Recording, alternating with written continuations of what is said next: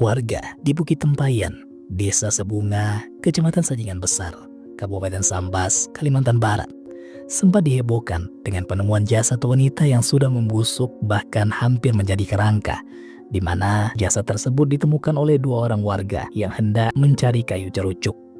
Ketika mereka menyusuri perkarangan sebuah rumah yang tak lagi berpenghuni, tiba-tiba langkahnya terhenti di dekat gundukan aneh, seperti bekas galian di belakang rumah tersebut.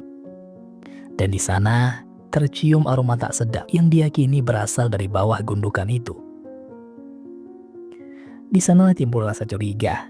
Tanpa pikir panjang, menggunakan alat seadanya, mereka membongkar galian tersebut. Betapa terkejutnya setelah mengetahui apa yang terkubur di dalam sana. Sosok jasad yang sudah membusuk dan hampir tinggal tulang. Galian yang dibuat tidak terlalu dalam, hanya berkisar setengah meter. Dengan terengah-engah, mereka pun memberitahu kepada warga sekitar tentang apa yang mereka telah temukan di belakang rumah tersebut. Tak lama, TKP dikerumuni banyak orang. Setelah berita tersebut menyebar dari mulut ke mulut, mereka semua dibuat penasaran dengan siapa sosok jasad yang telah ditemukan. Namun, jika melihat kondisinya saat itu, sudah sangat sulit untuk dikenali. Pihak kepolisian bergegas menuju ke TKP kala mendapatkan laporan dari salah seorang warga. Tidak sulit bagi pihak kepolisian mencari identitas korban. Pasalnya, saat ditemukan, korban masih berpakaian lengkap dan juga masih tertempel aksesoris di tubuhnya. Memanfaatkan sosial media, tim kepolisian mulai mencari tahu siapa keluarga korban. Dan tak butuh waktu lama saat postingan tersebut menyebar dan juga dibagikan oleh akun-akun lain. Pada akhirnya, sampai kepada keluarga korban. Di mana pihak keluarga mengonfirmasi kalau itu benar anggota keluarganya. Meskipun dari segi wajah, agak sulit untuk dikenali. Tapi dari pakaian yang dia pakai dan aksesoris berupa gelang dan behel yang dipakai, membuat mereka yakin kalau itu adalah Sri Mulyani yang telah beberapa hari hilang tanpa kabar dan masih dalam proses pencarian. Sri Mulyani adalah seorang remaja putri berusia 23 tahun. Dia tercatat sebagai warga Jalan Komyo Sudarso, Gang Jarak Dalam, nomor 34 RT 6 RW 6, Kelurahan Sungai Jawi Luar, Kecamatan Pontianak Barat, Kalimantan Barat. Memang tidak banyak informasi tersebar kalau membahas kehidupan Sri Mulyani. Dia memiliki kekasih seorang anggota TNI yang masih berposisi perada.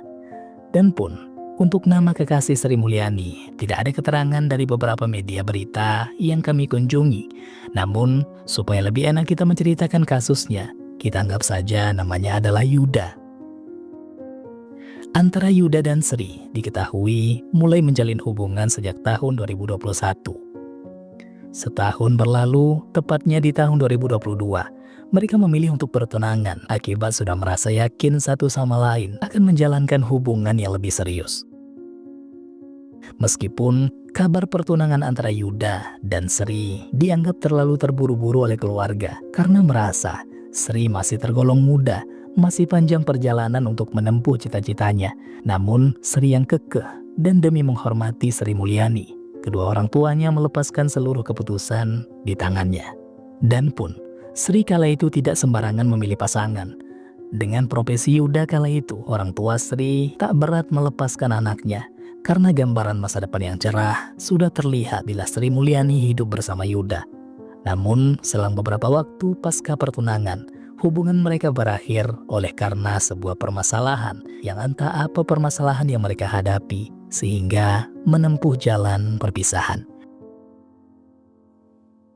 Bulan berganti. Sri Mulyani tiba-tiba merasakan ada yang tak beres dengan kondisinya, mulai dari terlambat menstruasi, mual, bahkan Sri Mulyani kala itu sering merasa kelelahan. Kegelisahan mulai menguasainya kala itu. Dia takut apa yang terlintas di pikirannya benar kalau dia sedang mengandung.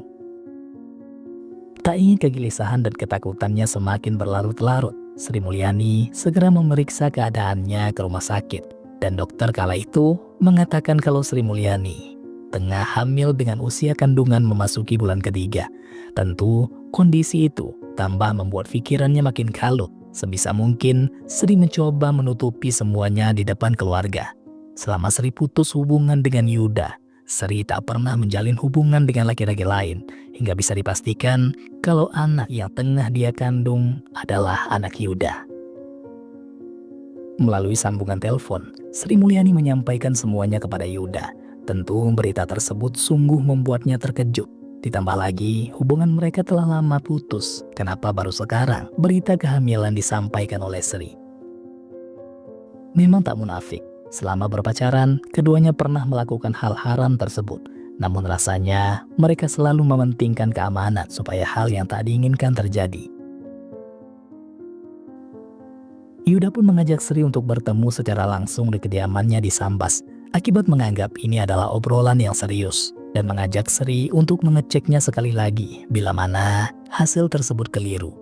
Tanpa diketahui, kepergiannya saat itu menjadi awal tragedi kelam yang menimpa dirinya.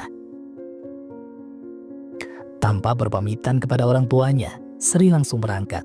Singkat cerita, sesampainya Sri di kediaman Yuda di daerah Sambas, mereka akhirnya ribut besar akibat Yuda yang tak mau mengakui kalau anak yang tengah dikandung Sri, kalau itu bukanlah darah dagingnya. Bahkan Yuda meyakini kalau itu adalah anak Sri dengan laki-laki lain dan mengkambing hitamkannya atas semua yang telah terjadi. Mendengar ungkapan itu, tentu emosi Sri Mulyani menjadi memuncak karena selain Yuda yang tak mau bertanggung jawab, Yuda seolah-olah menganggap kalau dia adalah wanita yang tak benar dengan statementnya. Dan entah apa kata-kata yang dilontarkan oleh Sri Mulyani kepada Yuda yang membuatnya terbakar amarah, hingga berujung melakukan aksi penganiayaan terhadap Sri Mulyani hingga babak belur dan tergeletak lemah. Tidak hanya itu, Yuda bahkan melakukan aksi pemerkoas kepada Sri yang kala itu sudah sekarat sebelum akhirnya kehilangan nyawa. Rasa panik pun mulai muncul. Yuda pun mulai memutar otak, mencari jalan keluar dengan permasalahan besar yang baru saja dia perbuat. Yuda tak mau harus berurusan dengan hukum, hingga terfikirlah untuk menguburkan Sri Mulyani sebagai langkah penghilangan jejak. Yuda pun mulai mencari lokasi yang tepat untuk menguburkan jasad Sri Mulyani, hingga dipilihlah di belakang rumah seorang warga yang sudah lama tak berpenghuni yang berada tak jauh dari kediamannya. Menggunakan alat seadanya, Yuda mulai melakukan penggalian. Sudah sangat capek rasanya Yuda menggali, namun lubang yang dia buat belum seberapa dalam. Rasanya Yuda sudah tak sanggup lagi menggali lebih dalam. Dan pun Yuda tak mau melibatkan siapapun dalam peristiwa tersebut karena takut aksinya akan terbongkar. Yang pada akhirnya Yuda pun pasrah. Dia segera membawa jasad Sri Mulyani ke lokasi penggalian dan segera menimbunnya ke kedalaman berkisar setengah meter. Mungkin karena terlalu panik akibat takut ada yang melihat aksinya, dia sama sekali tak berpikir panjang. Dalam pikirannya hanya bagaimana agar jasad Sri segera dikuburkan. Tanpa sadar, dia menguburkan Sri Mulyani lengkap dengan identitas pribadinya. Di sisi lain, keluarga Sri Mulyani sudah mulai panik dengan Sri yang pergi tanpa kabar. Bahkan saat dihubungi ponselnya tak ada jawaban. Pihak keluarga juga berusaha mencari keberadaan Sri kepada orang-orang terdekat Sri. Bila mana mereka tahu atau minimal cerita kalau dia akan kemana. Namun tak ada satupun yang tahu kemana Sri Mulyani berada. Pencarian tetap dilanjutkan hingga berganti hari. Titik terang kemana perginya Sri belum juga didapatkan. Hingga pada akhirnya pihak keluarga meminta bantuan kepada kepolisian untuk mencari keberadaan Sri Mulyani. Lebih dari 1 bulan, baru kabar duka tersebut terdengar oleh keluarga bahwa Sri ditemukan sudah tak bernyawa. Bertemunya jasad Sri di Sambas, tentu kecurigaan pihak keluarga langsung tertuju kepada Yuda. Selain lokasi penemuan hanya berada beberapa meter dari kediaman Yuda, dan pun Sri saat masih berhubungan dengan Yuda, dia sering berkunjung ke sana hanya untuk melepas rindu. Berdasarkan keterangan dari keluarga, pihak kepolisian pun segera bertindak dan berhasil menangkap Yuda. Dalam proses penyelidikan, Yuda tak bisa lagi untuk mengelak, yang pada akhirnya mengakui seluruh perbuatannya. Dia mengaku khilaf akibat terlampau emosi dengan kata-kata Sri yang mengejeknya, hingga dia lepas kontrol dan sesuatu yang tak diinginkan terjadi.